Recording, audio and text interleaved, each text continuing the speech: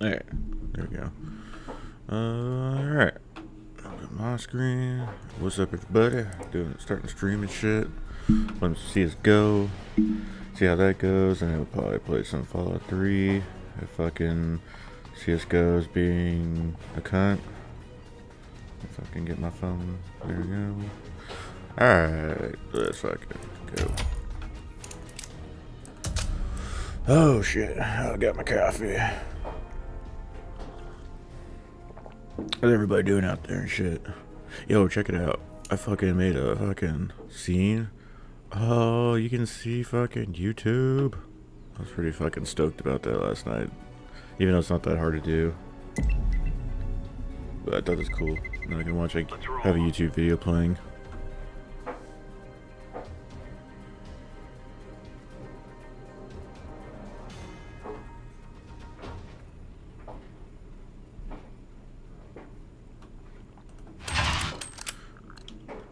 Let's go.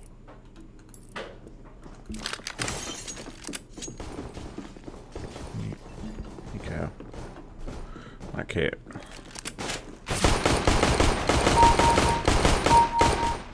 Damn. Whoa. This is all about what?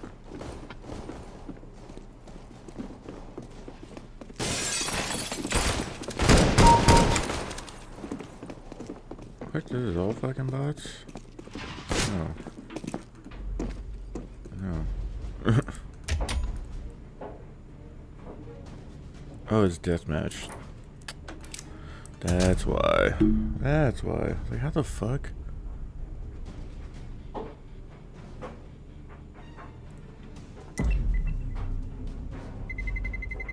Let's roll.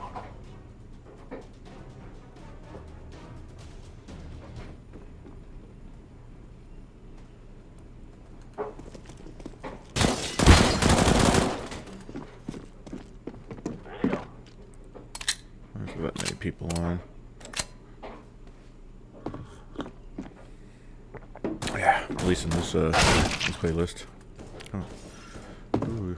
Alright. Let's go. Caught timing, dude.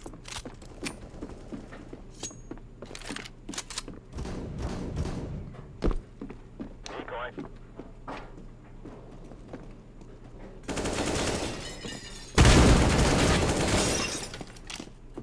Deploying flashbang. What team am I on? Alright, counter-terrorist. What's this guy doing? Nothing? Okay. Okay. Good start.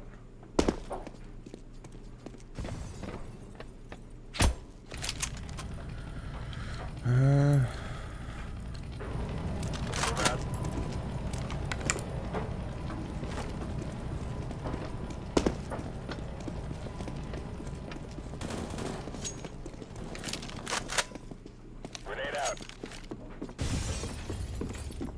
Laying down smoke.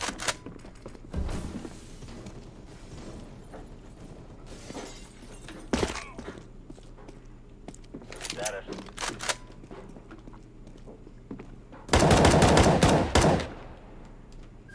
Yeah, this one. 3 guys left. Oh, I didn't get him? I didn't do it? Okay. Okay.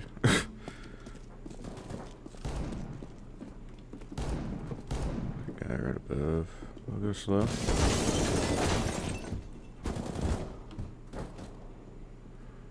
Just kinda go a little slow. Walk out. Yeah, okay.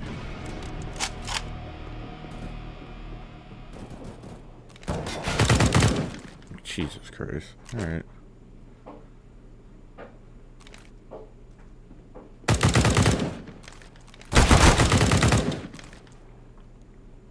He has 1 health.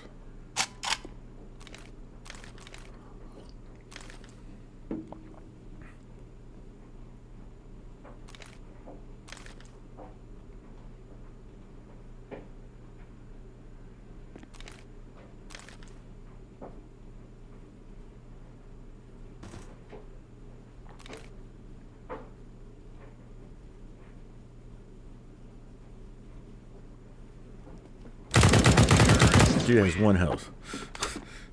God damn.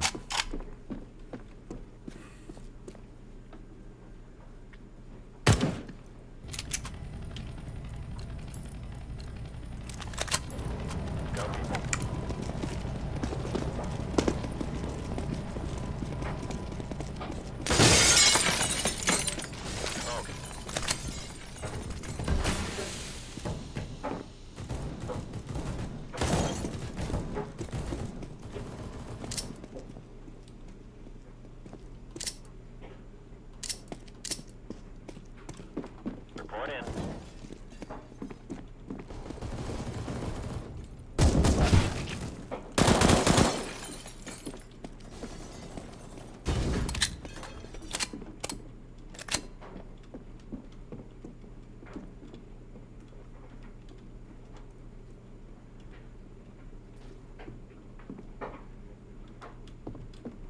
I'm just gonna hold my position. At some point they're what is up with you, cat? Why do you want so much attention? Yes, I see you.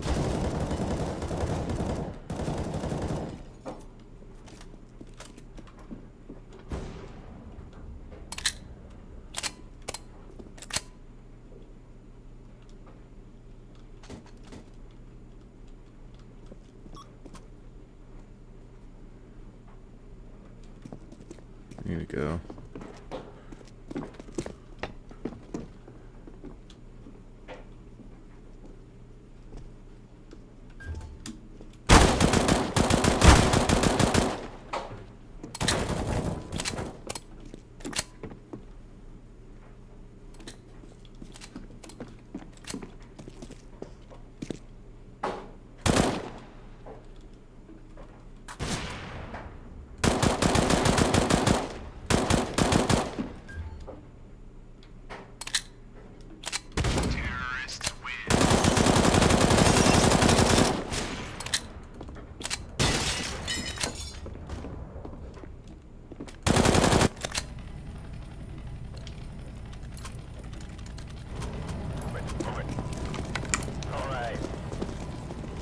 I think I'm gonna go left.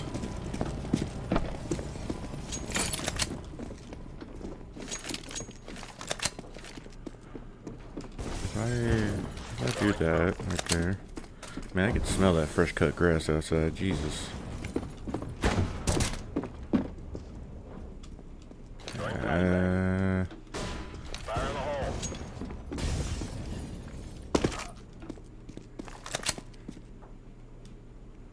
Throwing fire.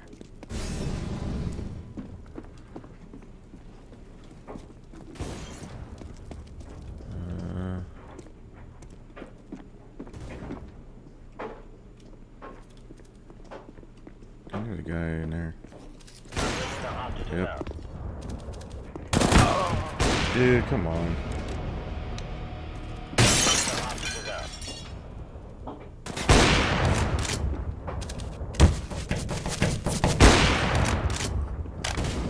Come on, Val can set it up.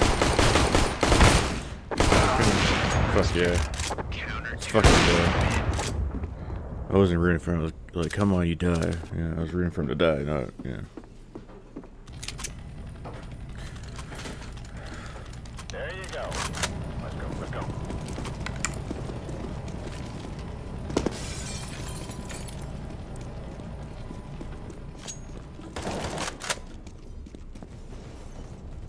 Throwing smoke.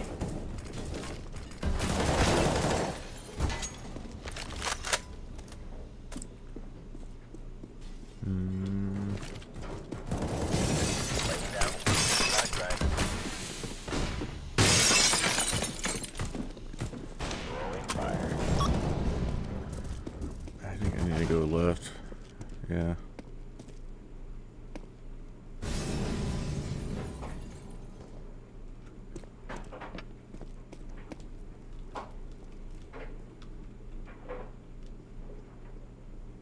There's a guy.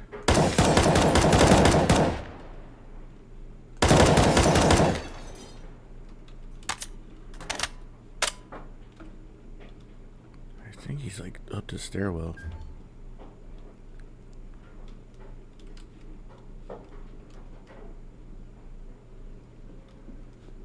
He's above.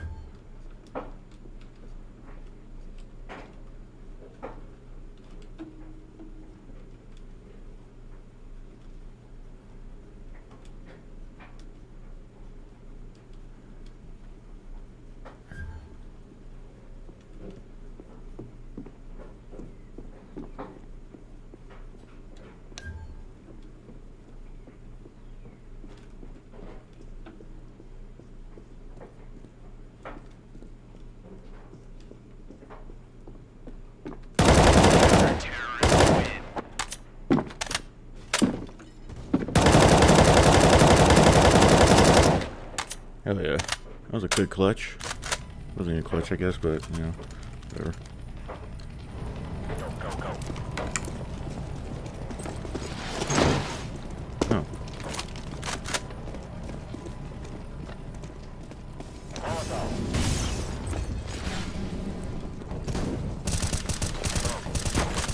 That's not there. Throwing a grenade.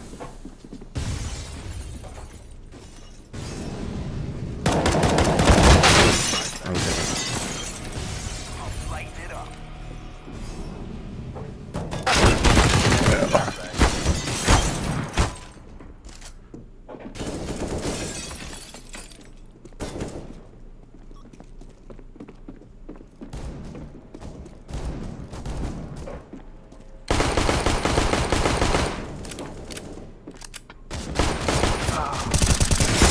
Terrorists win.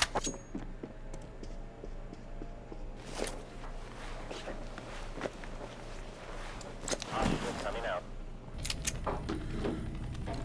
Damn. Yeah. Yeah, fuck. I don't want to. Don't fuck with these fuck boys. Get their shit. Molotov.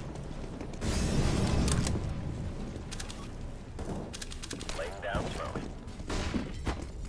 Smoke.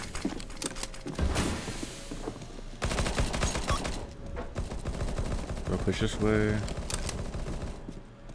Grenade out.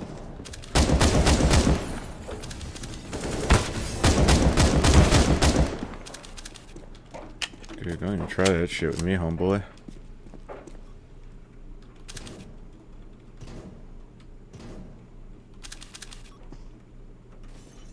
Oh shit. What the fuck? Are you kidding me? Terrorists win.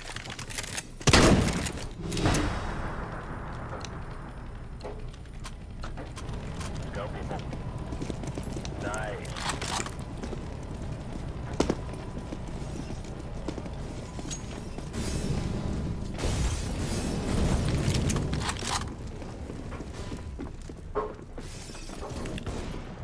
Suicide, Valentine. I can't even fucking move. Okay, let's just get the fuck out of here. Controls aren't doing what I want them to do. No. Alright. Terrorists win. You can tell I was paying attention to the map.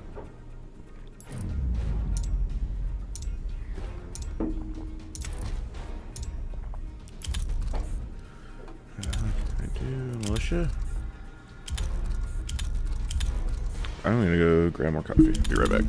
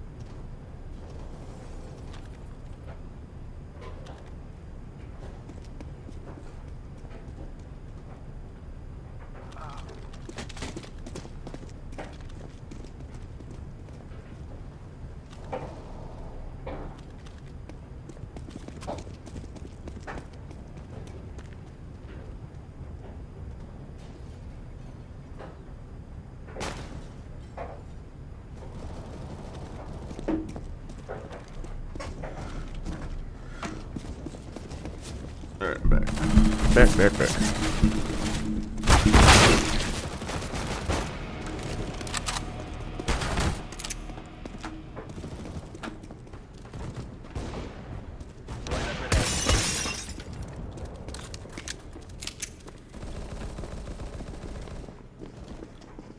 are a lot of bots.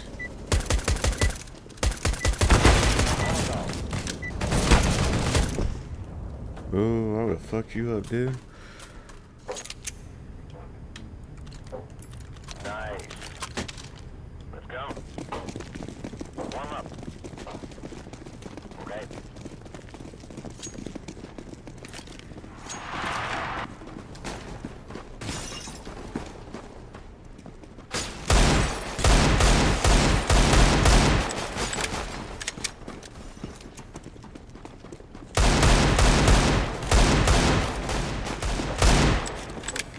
I think I should have got some right after that, but whatever.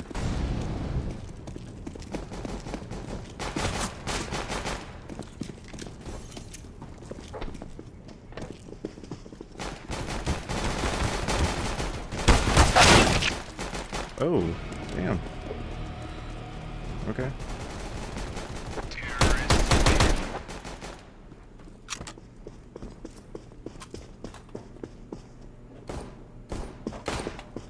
Alright. Need to get a little closer. Oh, yeah.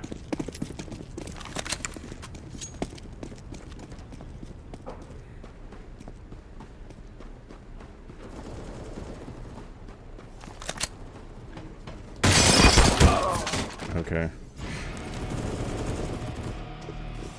I'm throwing a grenade. Molotov. This is not gonna go well. We're getting fucking murked.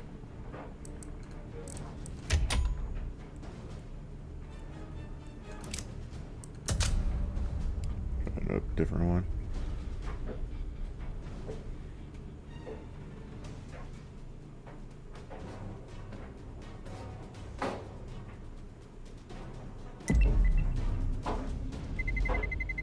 Let's roll.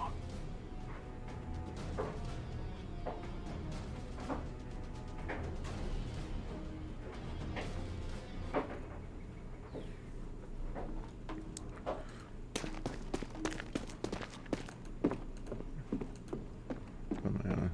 Okay. Counter-terrorist.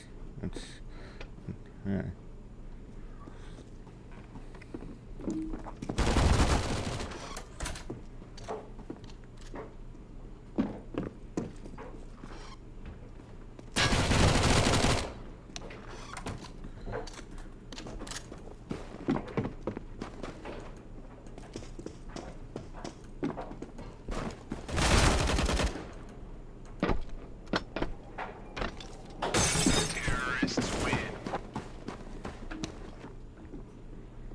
Damn, guys.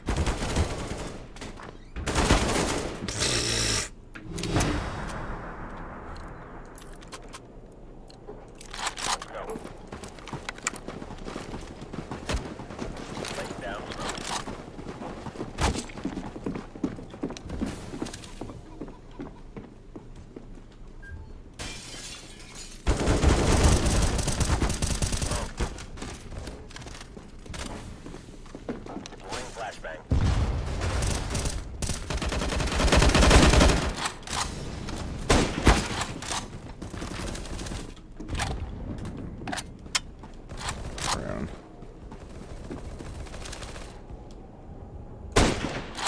Dude, what?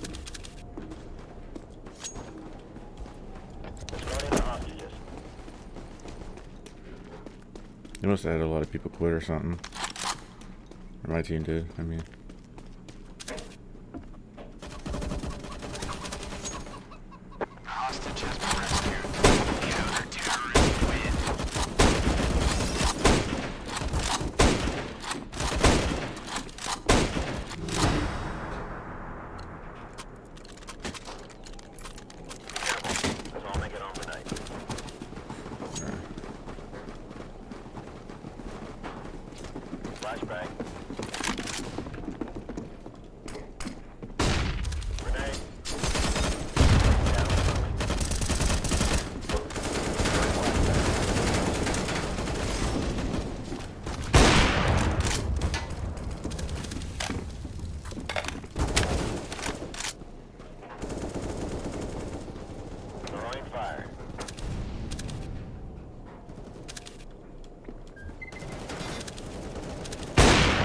Got him. Cool.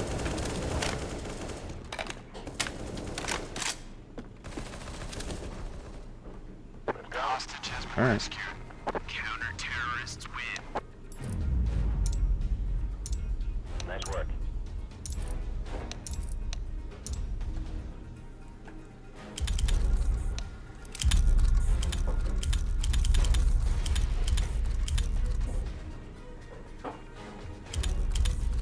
I mean, it's fair. I just never really played Assault too much, but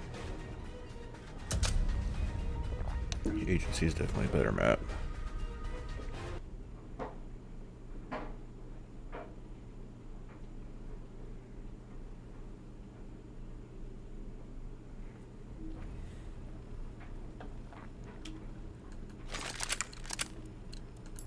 Let's get in and out.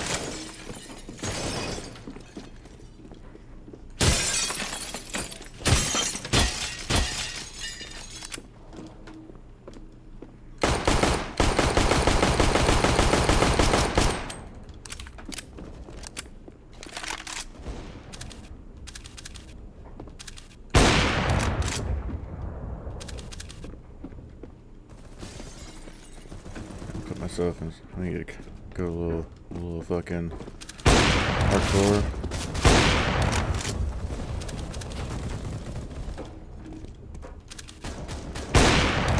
Grenade.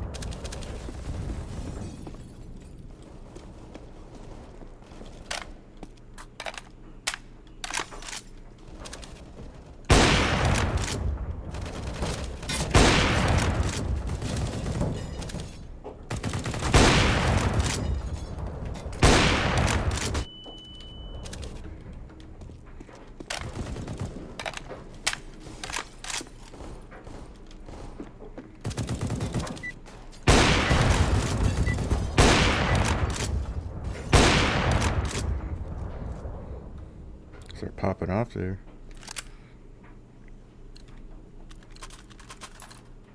Hit it.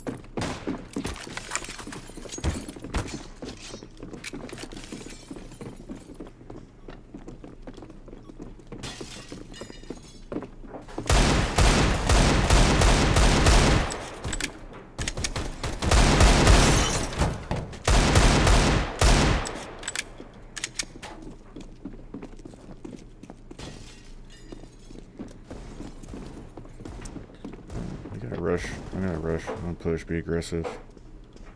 I think we're just kind of flanking around to where they are. That's cool.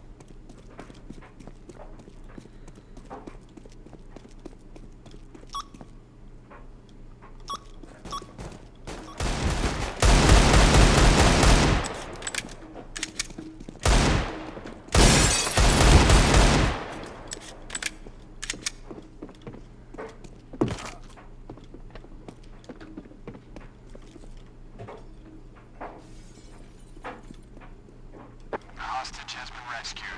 Counter-terrorists win.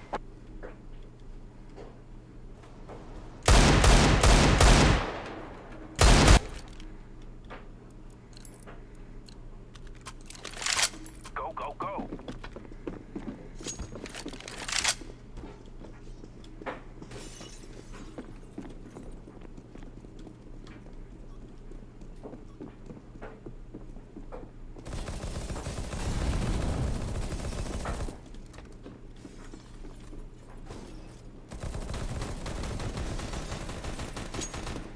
Let's set this place on fire.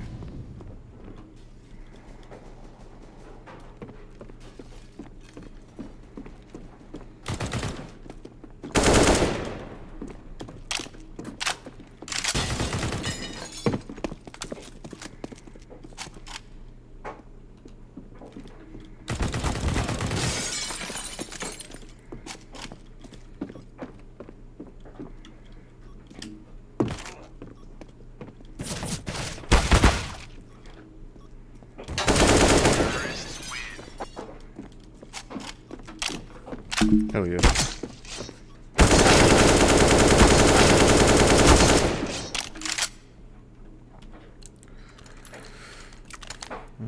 Let's go. Let's go.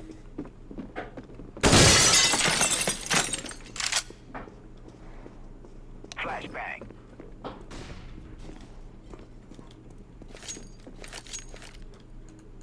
Smoke.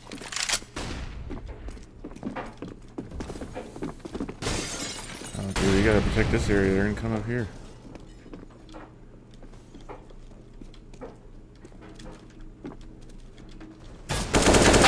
Ah! Distracted by my fucking teammate.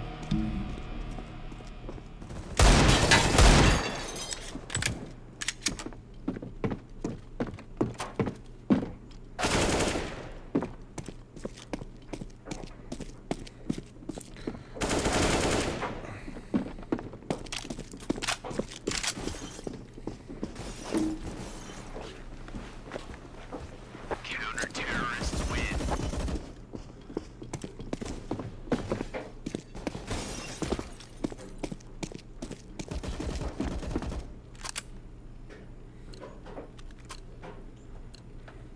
Let's go.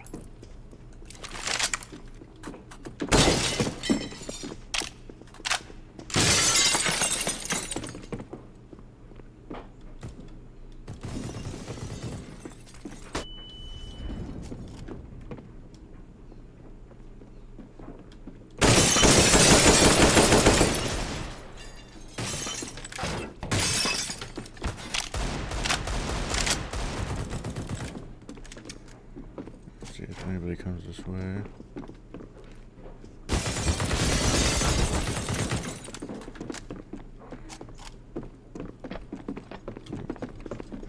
There's the stutters.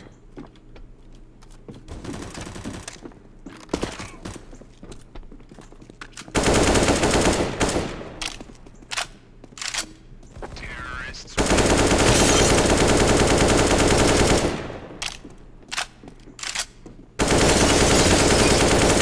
Oh yeah.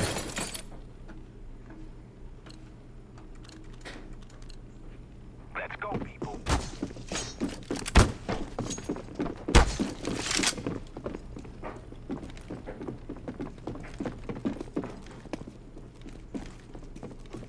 Okay, I'm probably not gonna go that way.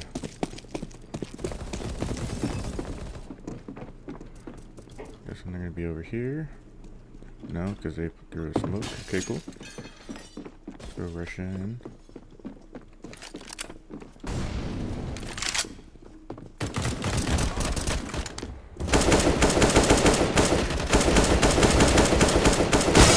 Yeah, okay.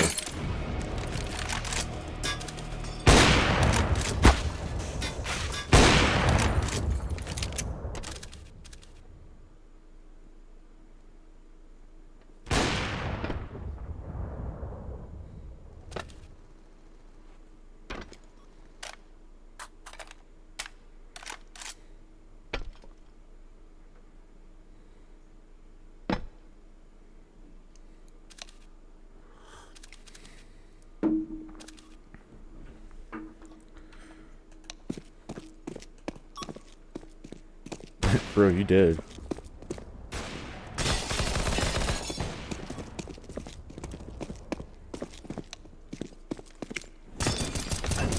Terrorists win.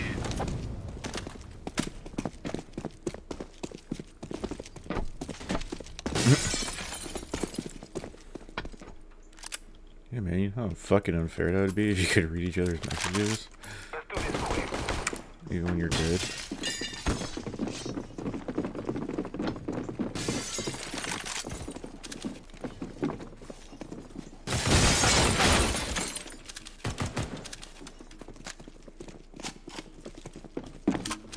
Okay, I can't do this. Fuck to the movement. I'm not trying to fucking go that way. I'm throwing smoke. I'm lighting it up.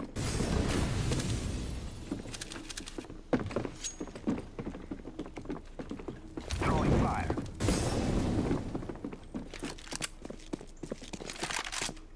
Throwing a flashbang.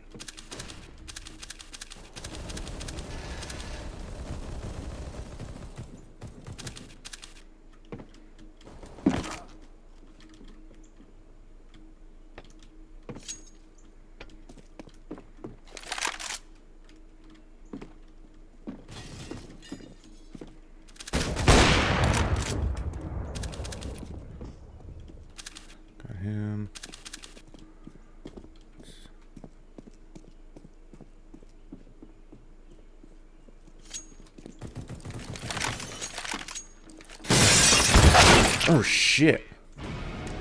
I don't know what I was thinking. I thought I was firing at him. Interesting. Interesting. Let's do this.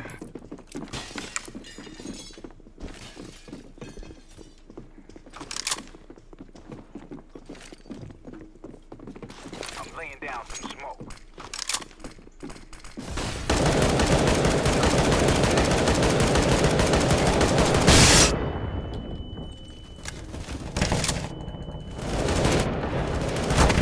What?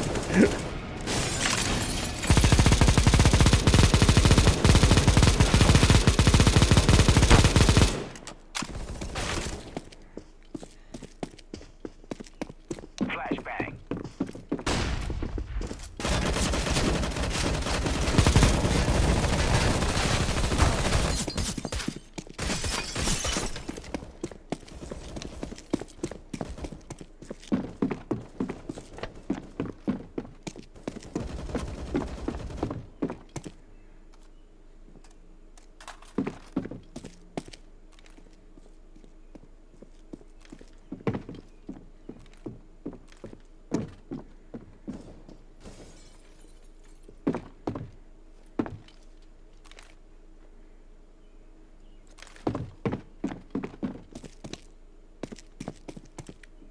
Oh yeah, shit. I wanted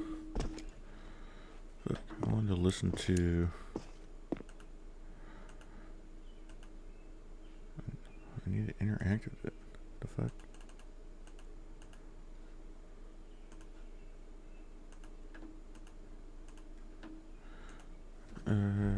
Apparel. At Chevron, we're working to help reduce the carbon intensity of the fuels that keep things moving. Rate. He worked on the effects of deficits on interest rates, Yeah. again, another contribution. So a person who made a lot of intellectual contributions at important points. Throwing But as a flashbang. person, he was just Fire in the a hole. very Shit. Grenade. friendly, helpful person, and he was I'm lighting it up. glad to be here to Let's set this place on say fire. this about him. Thank you. Jay? Thank you, Trevor.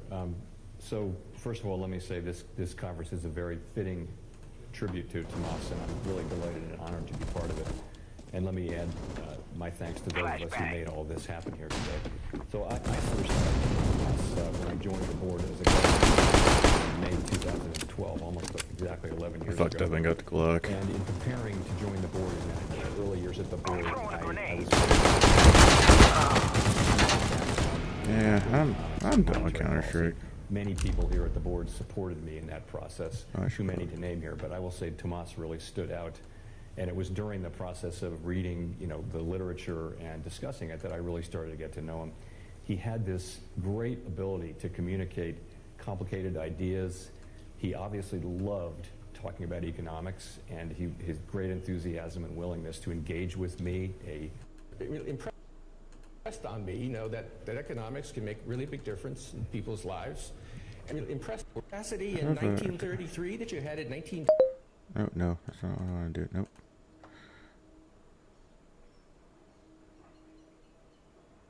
Okay, okay. Rate. He worked on the effects of deficits on interest rates, again, another contribution. So a person who made a lot of intellectual contributions at important points. But as a person, he was just a very warm, kind, friendly, helpful person, and he was just a joy to work with. And I'm glad to be here to say this about him. Thank you. Jay? Thank you, Trevor. So first of all, let me say this conference is a very fitting tribute to Tomas, and I'm really delighted and honored to be part of it. And let me add my thanks to those of us who made all this happen here today. So I first met Tomas when I joined the board as a governor, in May 2012, almost exactly 11 years ago. Look at that And later. in preparing to join the board, and then in the early years at the board, I was very focused on developing, a deeper background in macroeconomics and monetary policy. Many people here at the board supported me in that process.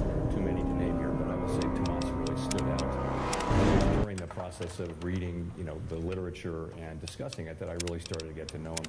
he had this great ability to communicate complicated ideas. He obviously loved talking about economics, and his great enthusiasm and willingness to engage with me, a new governor, was immediately evident. He was very gracious to me, and we had a lot of informative discussions. Oh my God, it feels so weird going back on this. In those early years. As you know, by the time, as you noted, Troy, by the time I became chair in 2018, Tomas was... I just kind of realizing with the scene thing when I fucked up. I don't need to make an extra scene. I could just add a source as the browser, because then I have to go into the scene and it blocks out the screen. I'll have to fix that later. It's all good. It's all good in the hood. Live and learn, you know? Identifying key topics and organizing the staff all through the Federal Reserve System. Right. He also played an absolutely essential role during the critical period of the pandemic at the very beginning, when we were marshaling our forces and our tools to stabilize the financial system and protect the economy from even more dire consequences. And through it all, he did come through as, not just for his dedication, his great intellect, and his mastery of monetary economics, but also just for his kindness as a human being, and just as being a terrific, great colleague and a great person. Thank you. I think there's a lot of agreement for the sentiments that both of you have expressed. Appreciate that. Before we get to some questions on some current issues, I did want to ask you both about any formative experiences that you may have had that have shaped your views, particularly about your thinking about monetary policy. Paul Volcker, in his oral history interview, tells the story of his mother, who was adamant that he received the same dollar value monthly allowance when he was in college that his older sisters did 10 years prior. And of course, he was not too happy about that, because inflation in the interim obviously eroded the real purchasing power of that allowance. So as the story goes, that was the beginning of his personal commitment to flexibility. You know what? Cool. I got an idea. So Jay, do you have any such stories to tell? Maybe not quite that on point, but so I graduated from college in 1975 during what we now call the Great Inflation, and same college year as then. And I started working as a lawyer in the financial sector in the late 1970s. I recall from that time a growing sense that high inflation was actually a permanent part of the landscape, just something that we all had to accept and deal with, and that the costs of getting rid of it were too high. So you just were getting used to it. Of course, ultimately, the Fed did step up and restore price stability. And one lesson from that era is that price stability is really the foundation of a strong economy, and that the economy doesn't work for anyone without price stability.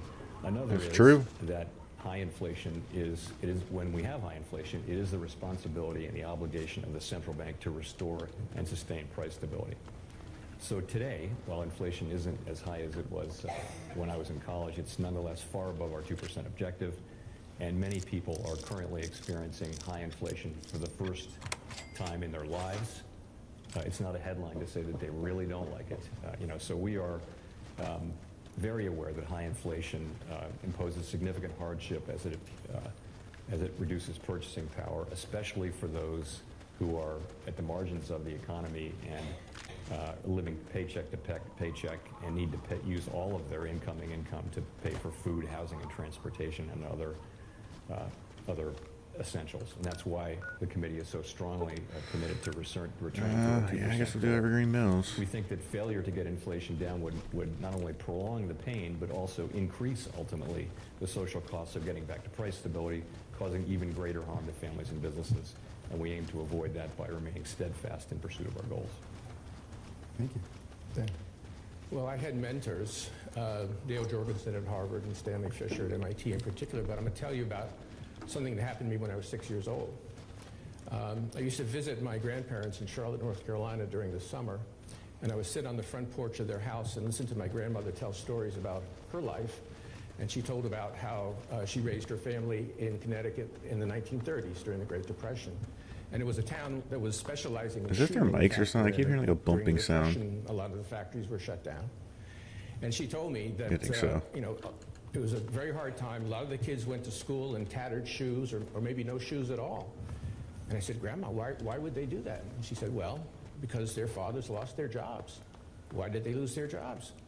Because the shoe factory shut down. Now, I was only 6 years old, but I could see the problem with that argument.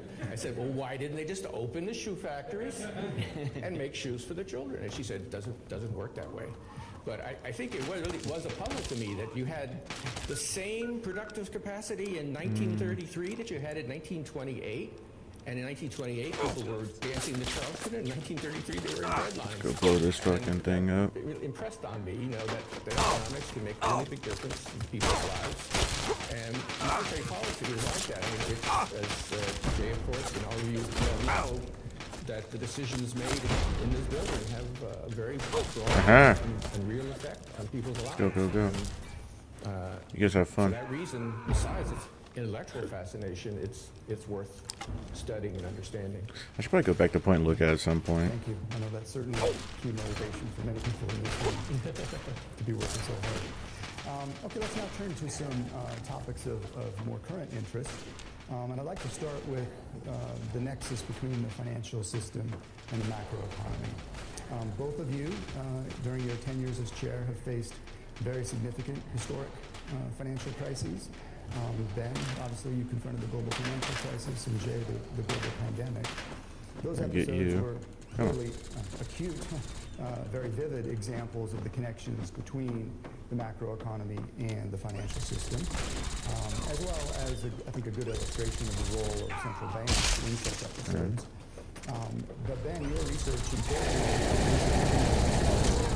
has really demonstrated that understanding the connections between the financial sector, credit markets, and banks and the real economy is critical for even understanding traditional business cycles. So with that as background, we have just experienced a period of stress in certain parts of the banking system here in the United States. So I want to get your take on those developments, how you think they match up compared to some previous episodes, and what they might mean for the economy. Well, in some dimension, the recent crisis has followed the standard sequence. I don't know anything about Silicon Valley Bank other than what I read in the paper, so please don't misinterpret this, but it was a classic situation where they had assets that were subject to risk. In particular, as interest rates rose, the value of their long-term assets fell and their capital fell.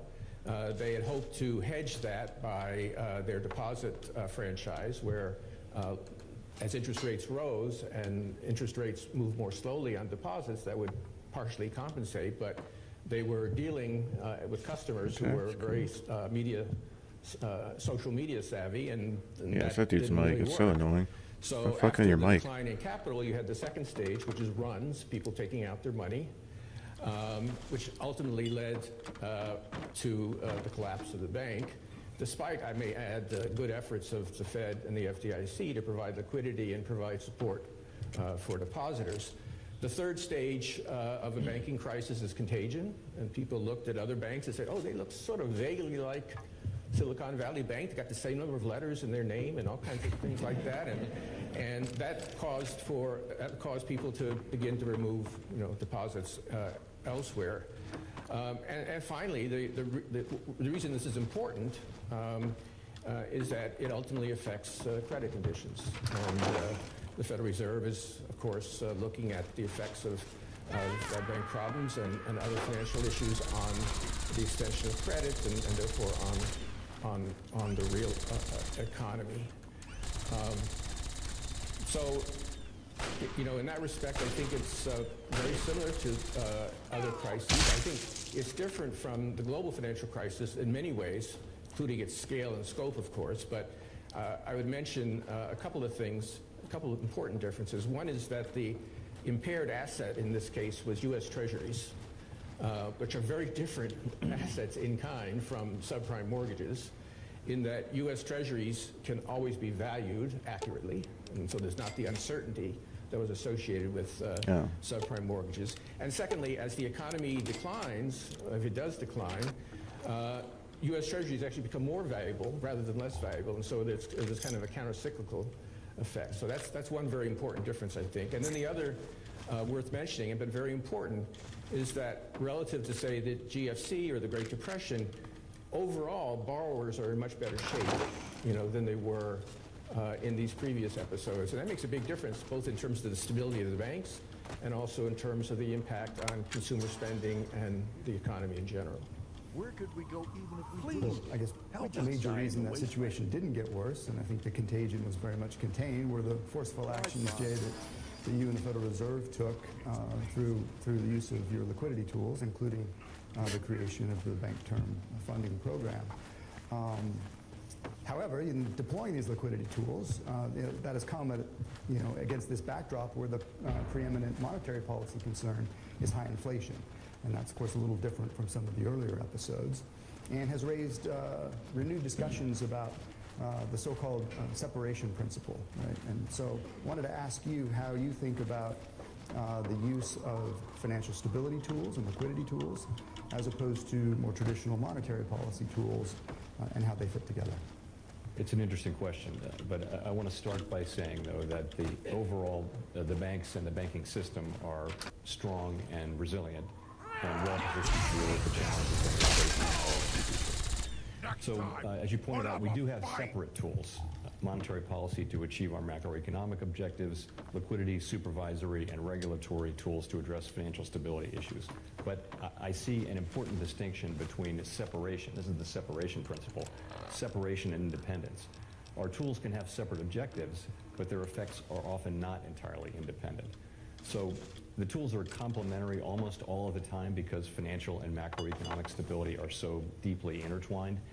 In fact, our consensus statement notes that sustainably achieving maximum employment and price stability depends on a stable financial system. So because they're so intertwined, to me, there is not likely to be an absolute and complete separation of the tools, nor is that possible or desirable.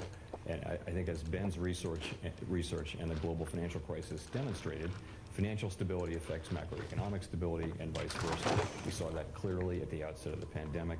As a result, the tools that we use to address concerns in either arena can and will affect both, especially during extreme circumstances. So you're saying That said, yes, printing the tools money are is separate, going to have increase, individual purposes, and inflation. most of the time, each can be used for its intended purpose. It's just, without it helps us, compromising but another. in the long For term, example, it's not. It's going to affect as you other pointed out, areas. when banking stresses emerged in early March, we used our liquidity tools, discount window, and the Bank Term Funding Program to make liquidity available to banks that might need it.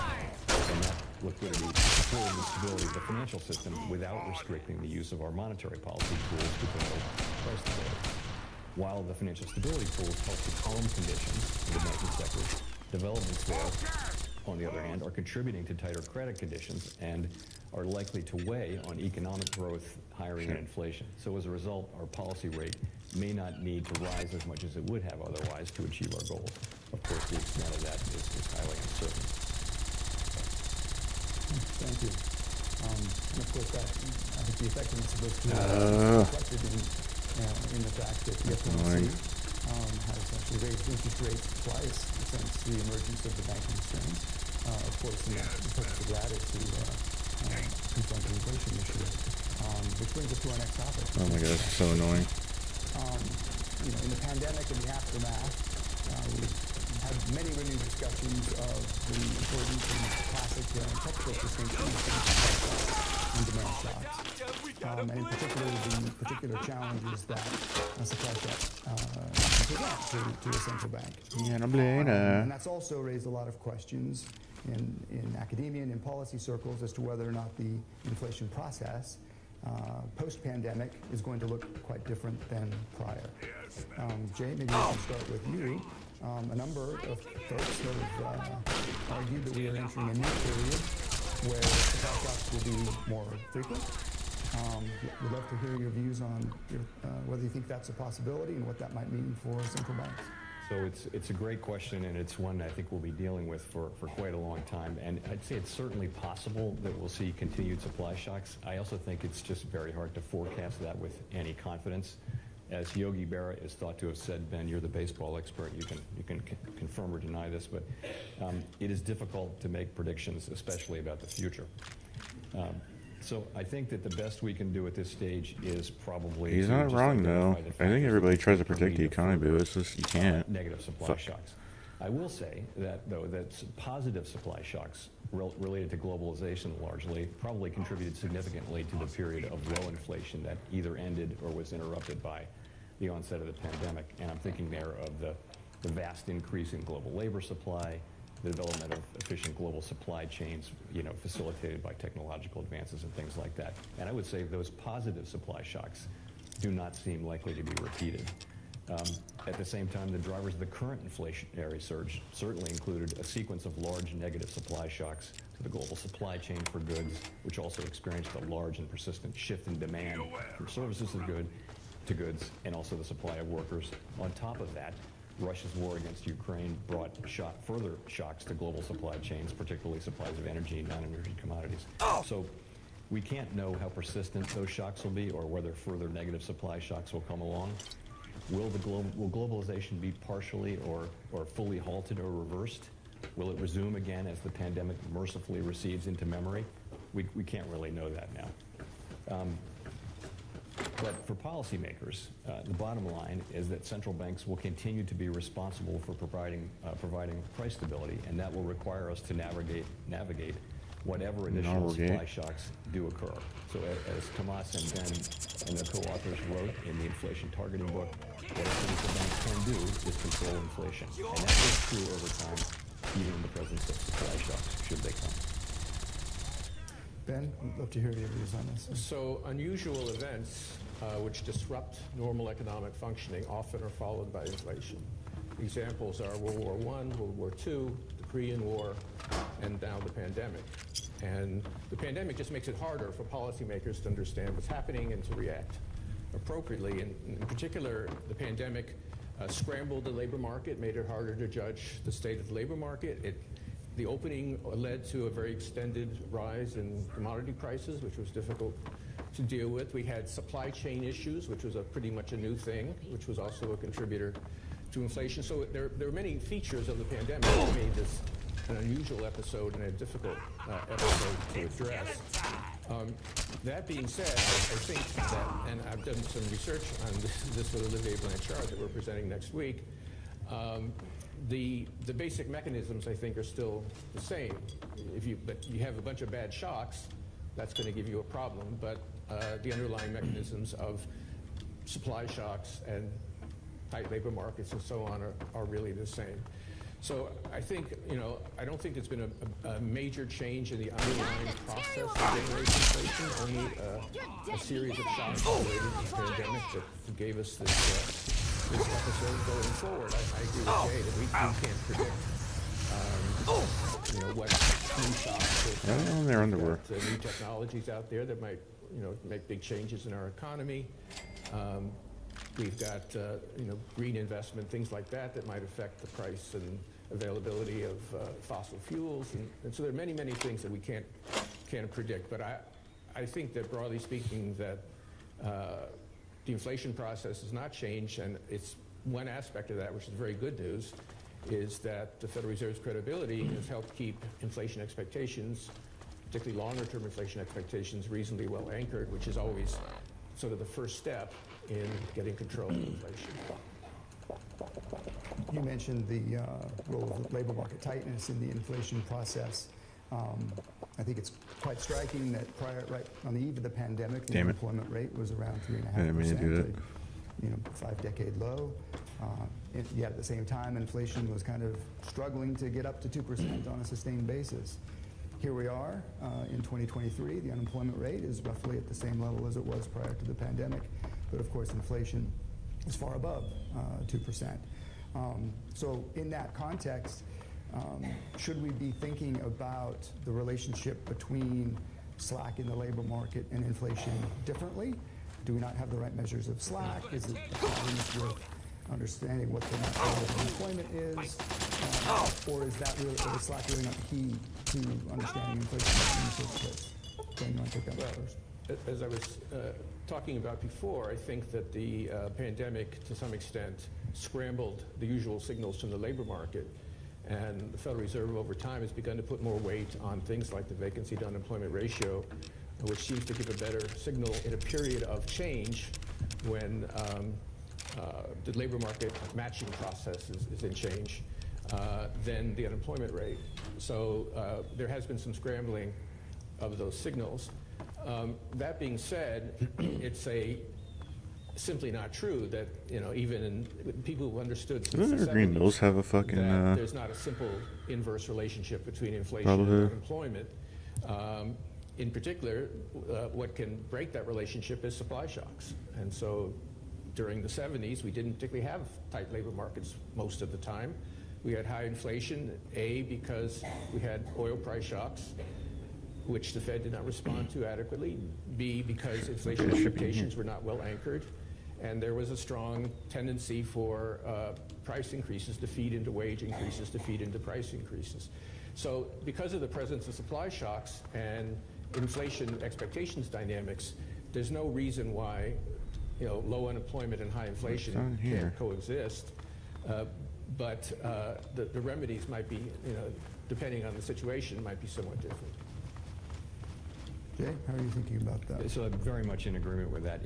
It's certainly true that we had both before and after the pandemic unemployment very low, close to 3.5%, but that we only had high inflation after the pandemic. Does that mean that our understanding of the relationship between slack and inflation is badly wrong, or that it has changed fundamentally after the pandemic?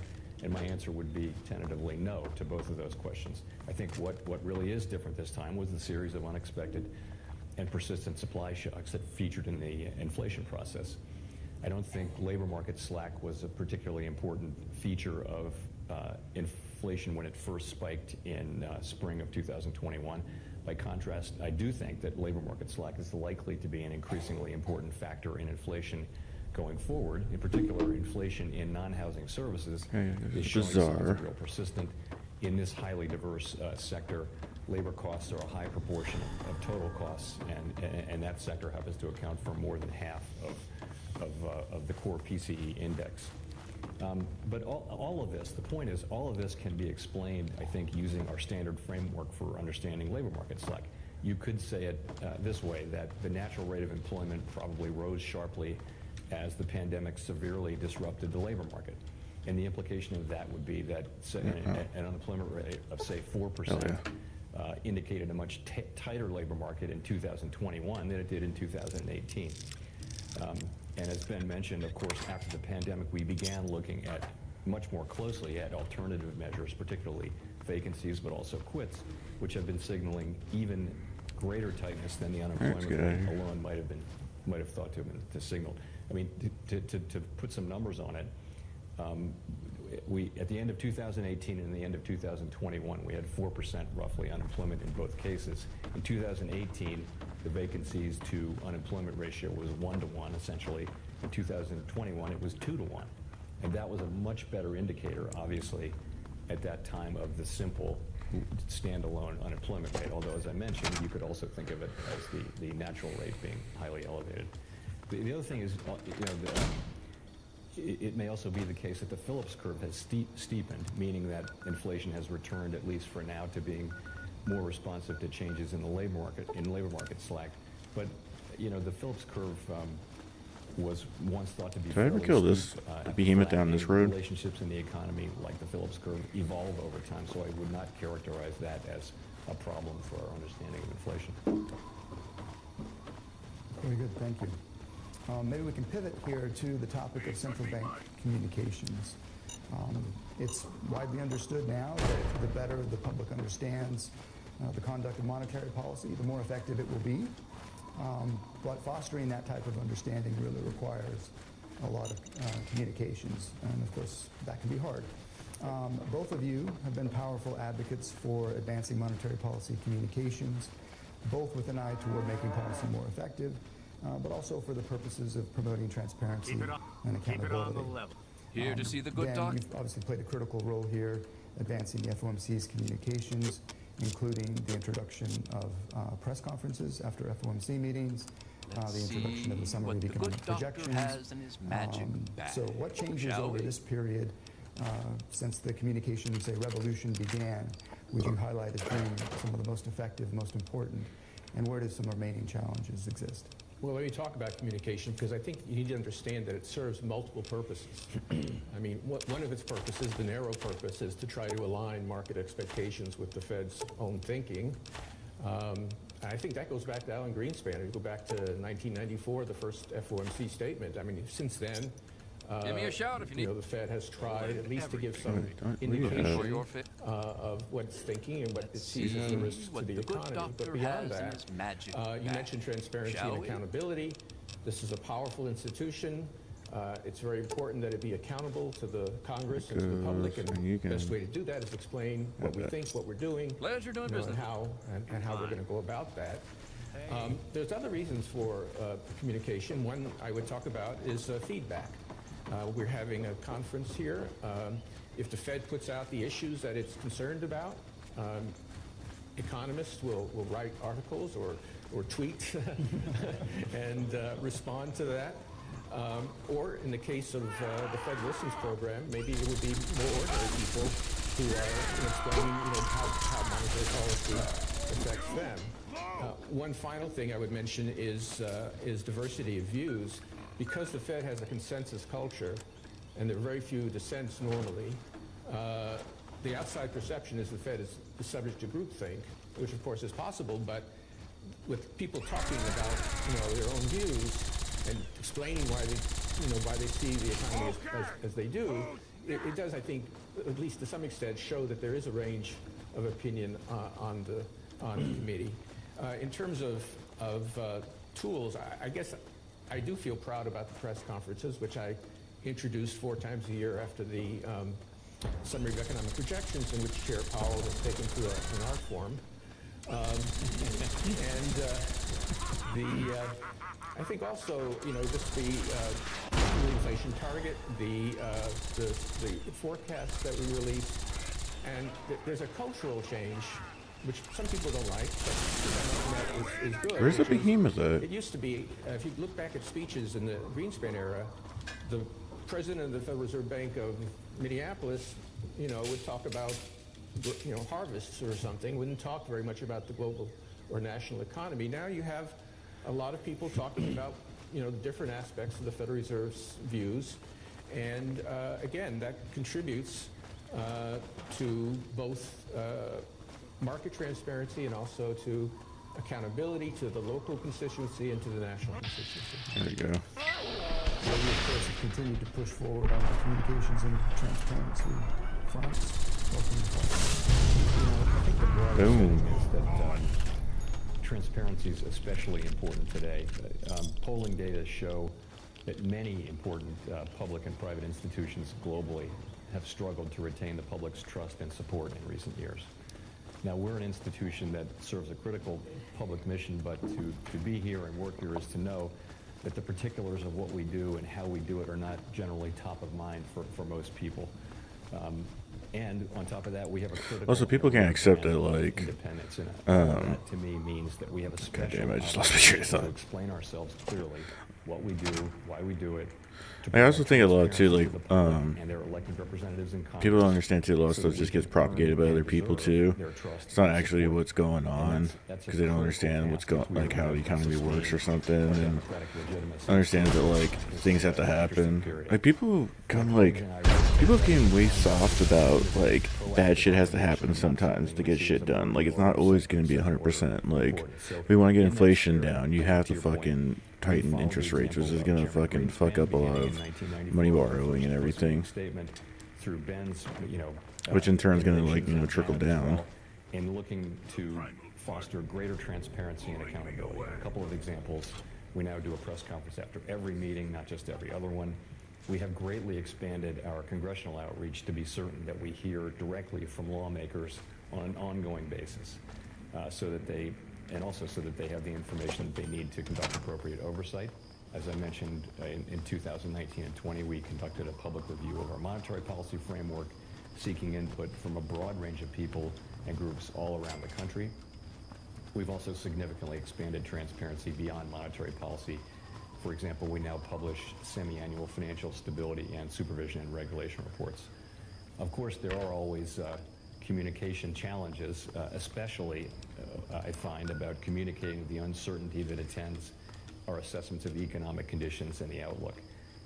And the good example of this is fuck out the despite way, our Fox? persistent efforts to explain otherwise, the policy we have to be in the fucking paths door from frame? the SEP seem regularly to be taken as a firm plan or a committee decision, rather than what they are, which is a compilation of individual participants' best assessments on a particular day of appropriate policy under the assumption that conditions Who would have evolve thought I'd in run line into with their you out baseline here? forecasts. It's a small So world, that's just a challenge that but we not as we small as the constantly vault, I face guess. in the context of great uncertainty.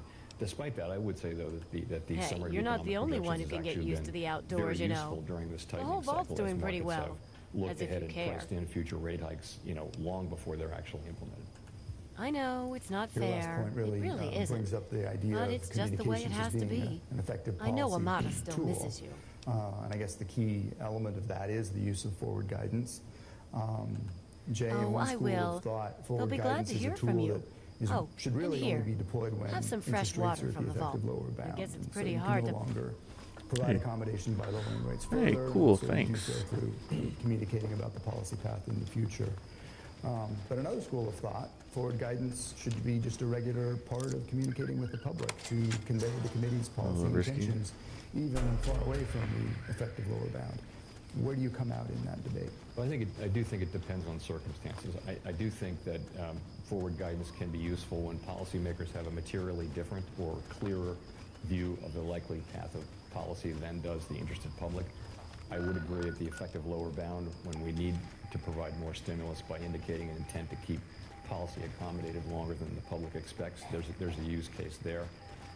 I also would say, though, that communication comes with a cost of misinterpretation, and it also may limit flexibility. Oh, yeah. So I think we That's should definitely use true. forward guidance sparingly when the course of policy is either reasonably well understood or, on the contrary, is so dependent on uncertain future developments that little really can be said constructively about the future. And a good example of that was the March 2020 FOMC meeting. The pandemic shutdowns were just beginning. The level of certainty was almost unimaginable, and we chose not to issue an SEP at that point. Really, our view was that releasing a forecast at that time might have been more of an obstacle to clear communication than a help. In contrast, as I mentioned a minute ago, forward guidance has really been a useful and effective tool during the current tightening cycle, as financial conditions have tightened well in advance of actual rate increases. The 2-year tightened between the September 21 meeting and liftoff in March of 20. It tightened by 200 basis points before we ever actually lifted rates, and that's significantly because of our communication. So in the current context, until recently, it's been relatively clear that further policy firming would be warranted, and our forward guidance has said It's so. on this side. Now, however, we've come a long way in policy tightening, and the stance of policy is restrictive. And we face uncertainty about the lagged effects of our tightening so far, Yeah. and about the extent of credit tightening from recent banking stresses. So today, our guidance is limited to identifying the factors we'll be monitoring as we assess the extent to which additional policy firming may be appropriate to return inflation to 2% over time. As I noted at the last press conference, that assessment will be an ongoing one as we move ahead, meeting by meeting. Having come this far, we can afford to look at the data and the evolving outlook and make careful assessments. Thank you. Jay, you mentioned that guidance can be useful at times when the public may expect a very different policy path than policymakers. How do you think about those sorts of situations? You're right. So recently it has sometimes been the case that markets appear to be pricing in a different rate path than the committee expects will be appropriate. But I would say that disconnect does not seem to reflect a misunderstanding of our reaction function or a lack of belief that we'll do what's necessary to bring inflation down. Rather, it appears to reflect simply a different forecast, one in which inflation comes down much more quickly than the committee participants think is most likely, perhaps due to a significant downturn. I would say also, so far the data have continued to support the committee's view that bringing inflation down will take some time. Moreover, something we often don't remember to think about is that market prices always reflect both expectations and compensation for risk. And what market participants say in surveys of their expectations is actually closer to the views in the SEP than what is reflected in market pricing. So ultimately, my colleagues and I have our forecasts, and market participants have theirs. Our role is not to advocate for our forecast. What we can do is be clear about our expectations for growth, unemployment, and inflation, and the likely implications for policy. As well, we want the public to understand how policy would react if the path of the economy were to differ materially from our expectations. And of course, we do lay out our individual forecasts quarterly. Ben, what would your takeaways be for the past couple of decades' use of forward guidance as a policy tool? Well, Charlie Evans and co-authors have made a useful distinction between what they call Odyssean and Delphic forward guidance. So Odyssean forward guidance is a commitment to forward guidance, which is rarely used, but typically at the lower bound, where the central bank promises to do something, its credibility on the line, that it will follow a certain path going forward, and that's a way of getting more stimulus. And I think, again, that goes back, again, to Alan For Greenspan, water. I think, Yeah, I don't care. to indicate that a certain path was very likely, and that actually helps achieve the objectives. Delphic forward guidance is basically just a forecast. Here's what we think. Tomorrow we might think something different, but we're just trying to, as part of our transparency, we're just trying to give you a sense of where the economy's going and how we think policy will react. Now, as Jay points out, there are some problems in practice. One is people don't understand the difference all the time between a commitment and a forecast. That's something that Jay has emphasized, and I think should be emphasized. Another is people underestimate the amount of uncertainty involved, which is enormous. So I don't think you can do without some form of forward guidance, because the idea of transparency says, here's what we see, and here's why we're thinking. And so the idea that there's no guidance at all, most of the time, I take March 2020 as a counterexample, but most of the time you do want to give at least a sense of where you think the economy and accordingly policy are heading. I think, just if I might editorialize one more minute, I think one of the issues is that the FOMC is so large and geographically dispersed that it's been difficult to come up with a collective committee forecast. We tried to do that when I was chair. The dot plot is a compromise, which is not ideal. Other central banks do other things. Sometimes they have collective committee forecasts that are voted on, or they use market rates, or they publish the staff forecast. So there are different ways to go about this. But again, I think that forward guidance is both an instrumental tool, but again, letting people know sort of how the central bank sees the evolving situation, even if there's lots of uncertainty, which you can say, normally is part of transparency. So you highlighted uncertainty as being a key factor in dealing with some of these issues.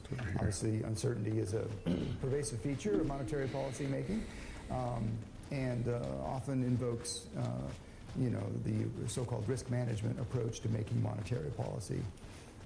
Maybe we can start, Jay, with you on this topic. The FOMC's raised the federal funds rate by 5 percentage points in a little more than a year. That's a very rapid pace by historical standards, as we all know. How do you view those actions in the context of the uncertainties that you and the committee faced about the economic outlook, and how did risk management considerations factor into your decisions? So I'll Is that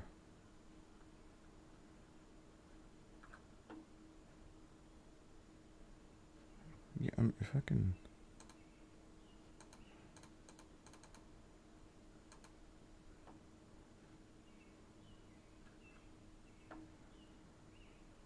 Yeah, hunt the fucking fool. I can't do is.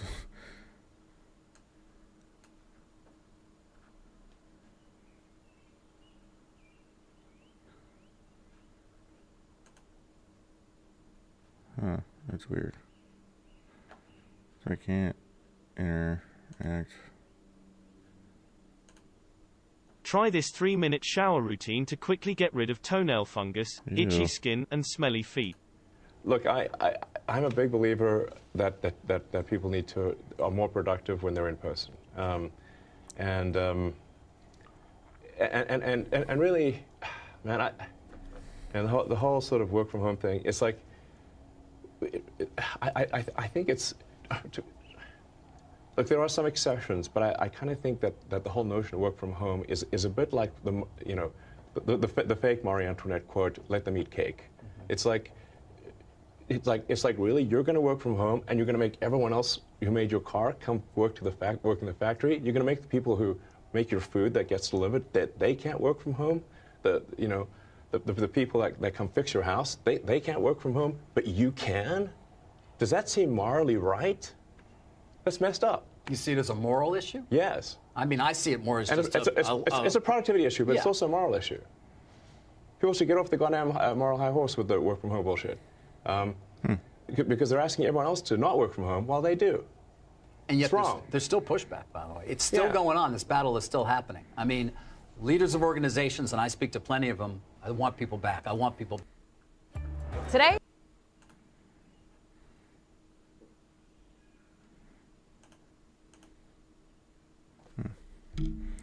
What fucking live streams do they have? I can't even fucking see.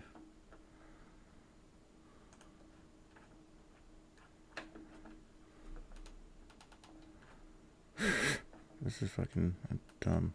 What the fuck?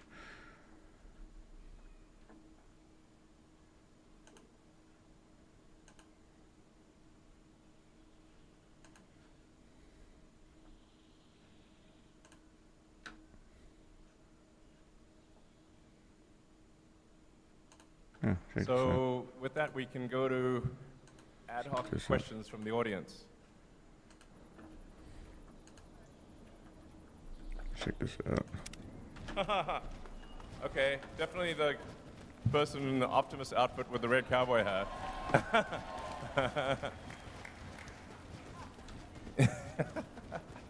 Great outfit.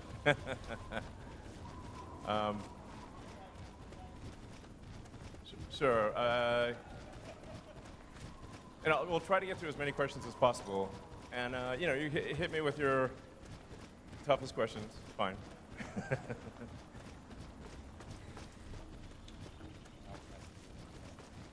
Okay, it is.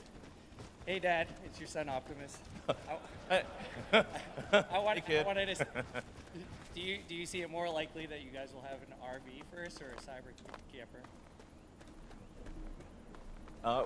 Well, we don't have any plans to build an RV quite yet, although I can certainly see how Cybertruck could be converted into an RV.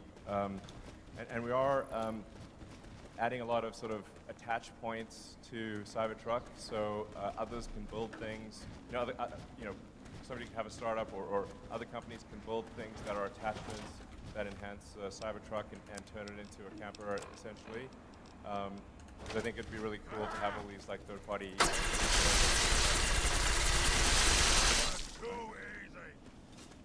I mean, you could also probably just, if you're that close, you can just say it or something. I don't know.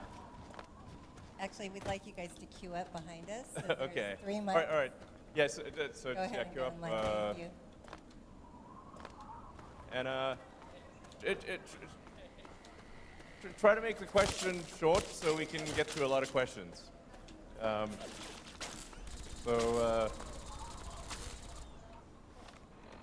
Maybe.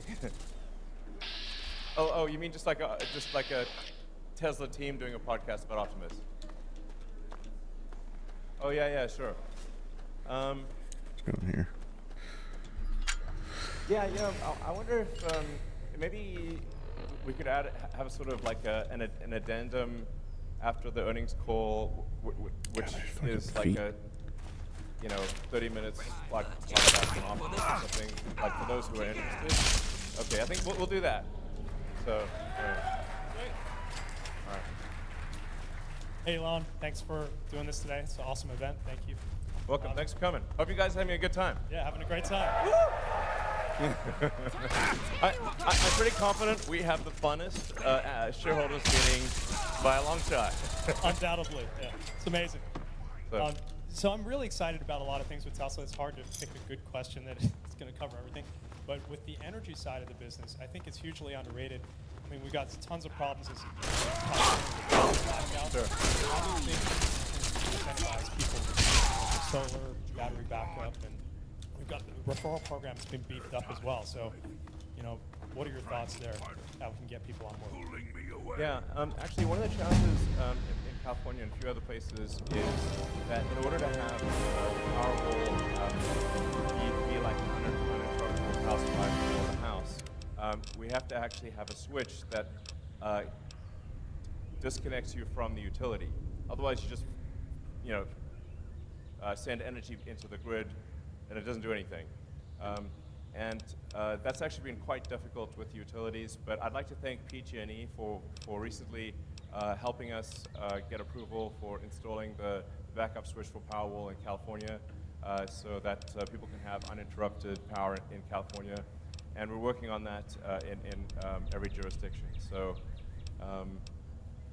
I'm confident that that's going to be a great long-term situation. And then, as I mentioned, Megapack is growing very, very rapidly. So things are, things are really growing like ridiculously fast on the energy storage front. So yeah, I feel good about that situation. All right, next question.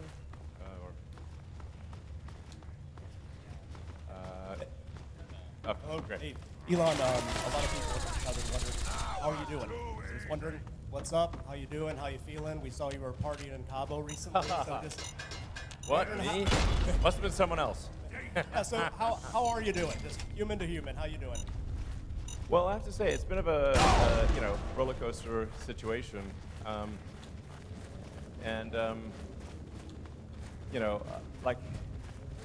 It's actually pretty rare for me to be at a party. So that's like the first party I've been at in a while. And actually wasn't even going to go to it. Then my brother talked me into it. So thanks, Kimball.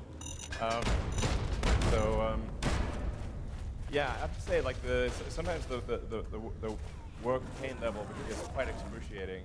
And then on top of that, I'm dumped on the stress. It's not exactly super fun. There was a short-term distraction because I had to do like some major open heart surgery on Twitter to ensure the company's survival. But that, I think Twitter is now in a stable place, and obviously very excited to have Linda Yaccarino join. And so I think Linda's going to do a great job running Twitter. But she's a WEF person. She's part of the fucking Marxist agenda, man. But as you can see, I think Twitter at this point has released more new features in the last 6 months than it has in the last 6 years. So, obviously this is not a Twitter meeting, but the larger point is that I feel at this point I don't need to go to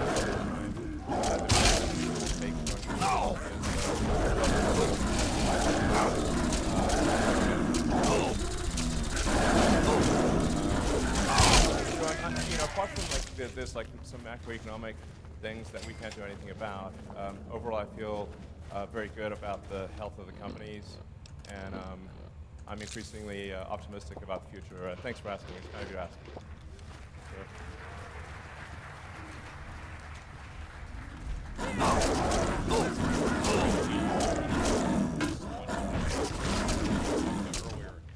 Consumers don't necessarily look at the sticker price they're paying.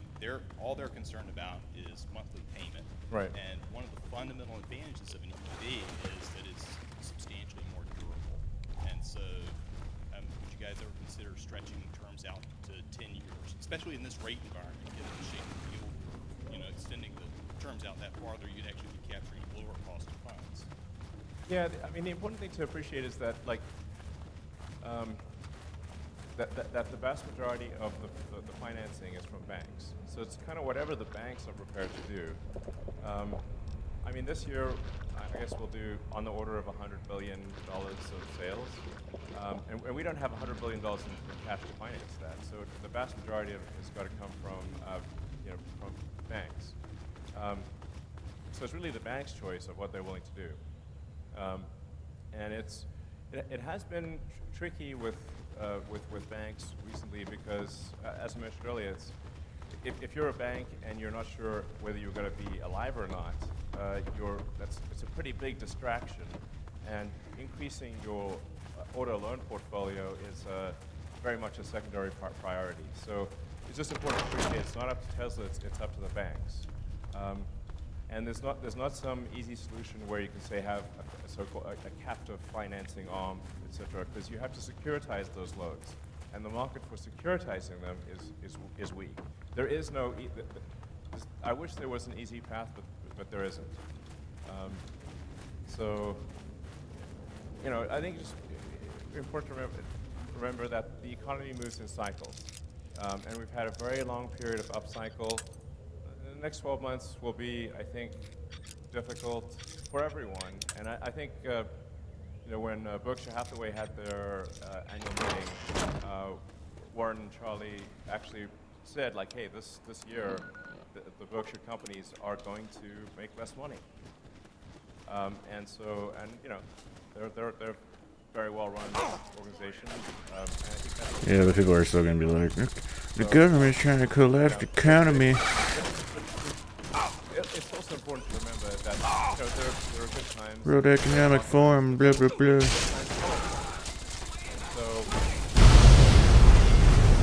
my advice would be, don't look at the market for the next 12 months. God damn. If there's a dip, buy the dip. And I think you will not be sorry because, you know, there's just generally a sort of there's an economic cycle to things, but things come back up. So my guess is tough times for a year. Like I said, just my guess. But then Tesla will emerge stronger than ever. And the long term, if you say like net present value of future cash flows, will be incredible in my opinion. Drop these books off. All right. So. Watch it, will you? Welcome back. Very. Hey, Elon, meet Kevin here. Hey, how's it going? Good, thanks. So, Tesla is the largest position in my ETF, ticker PP, and that's for pricing power. Right. And I'm curious, I really think that some of the features that you highlighted here, like the over-the-air airbag deployments and moving safety features, are great things that we could be advertising. I know you've heard this many times before. I know you have. But I want sorry, go ahead, yeah. $525 off every car this year. $1,000 higher than Netflix advertising budget, and I see their ads everywhere. Why not advertise these things that you told us here? I feel like nobody else knows about this. I just talked to Gordo, the Tesla bear, and he's still talking about 2016 New York Times pieces. These people are in the past, man. That's like 7 years ago at this point. Yeah, I mean, that's what I'm saying. Yeah, it's actually, I talked to a lot of people and they still think that like Teslas are like super expensive. And like, no, actually the starting price for a Tesla is below the average auto price in the US. It's like, and that's a good thing. I mean, I think it's good that it's that way, you know? Like our goal was always to make cars that are affordable for So I hear you. I mean, I think. Just gonna fucking launch darts in these people and have Fox clean them up. Twitter is like highly advertising. So, you know, here I am. It's like, never used advertising really before, and now have a company that's highly dependent on advertising. So, I guess I should say advertising is awesome, and everyone should do it. But I think I hear your sort of larger point, which is that there are amazing features and functionality about Teslas that people just don't know about. So, yeah. And although there's obviously a lot of people that follow, like, say, the Tesla account and the you know, my account, whatever, on Twitter, to some degree, it is preaching to the choir, and the choir is already convinced. So I think what you're saying does have some merit, and you know what? I believe in taking suggestions. So we'll try a little advertising and see how. The only thing is though, like if it's like the starting price of an average car, like, but how many options do you have? Is it like you don't have shit in it, you know? And it's like, well, it's. Like there's other cars that are better at a lower price, you know. Okay. All right, I wasn't expecting that level of enthusiasm.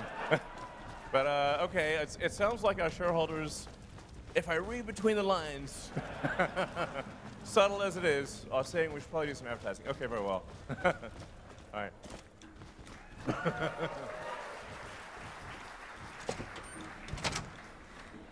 Hi, Elon. Hi, Tesla. Thank you for everything. So my question is regarding, you recently added Steam to the car, and that's great. We can play video games. Is Tesla currently developing the ability for other parties to develop apps for the car? For example, if we can buy actually customizable themes for the operating system of the car, I think you can make some revenue there, like that space themes for the car or Lord of the Rings or stuff like that. Do you have any interest in that right now? Well, I mean, the important. So I think the notion of having entertainment apps and whatnot becomes increasingly important as the cars achieve self-driving, because otherwise you can only really watch, play games or watch movies or whatever when the car is stationary. You know, if it's charging or whatever, then you can use it. But when it's at the point where it's full self-driving, I think it's very much about entertainment and productivity. So I think that is something that might make sense in the future. But overwhelmingly, the focus right now for Tesla software, apart from improving safety, is achieving full self-driving, and then getting full self-driving to be much safer than human driving. And then once we achieve full self-driving, I think that there could be a lot of opportunity for apps and whatnot. So, but you know, even in the car as it is today, for a Model S and X, we've made a sort of a full Steam integration. So you can actually just literally log on with a Model S or X with your Steam account and play any game that is on Steam, which is a lot of games, which is pretty wild. I think a lot of people don't know that. You can play with a keyboard and mouse. You can play with a joystick or controller. You can also play Netflix, YouTube, or anything else. I mean, for my little son X, he loves watching, actually loves watching rocket videos in the rear screen of the Model S and X. So yeah, so it is something that we will do long term. But what I'm saying is we already have a lot of stuff there, and we'll do more as self-driving becomes a reality. Yeah, I'm kind of feeling. Yeah, let me get off, guys. I'm John, or Dr. Know-It-All on YouTube, and I don't know it all. But anyway, my question is, as you guys move completely or finish the transition in full self-driving from version 1.0 of the software to 2.0, what do you perceive of? All right. I appreciate everybody showing up. I'll probably be on later. I guess I got stuff I gotta do and everything. I'm just kind of feeling meh, so I'll probably hop back on later.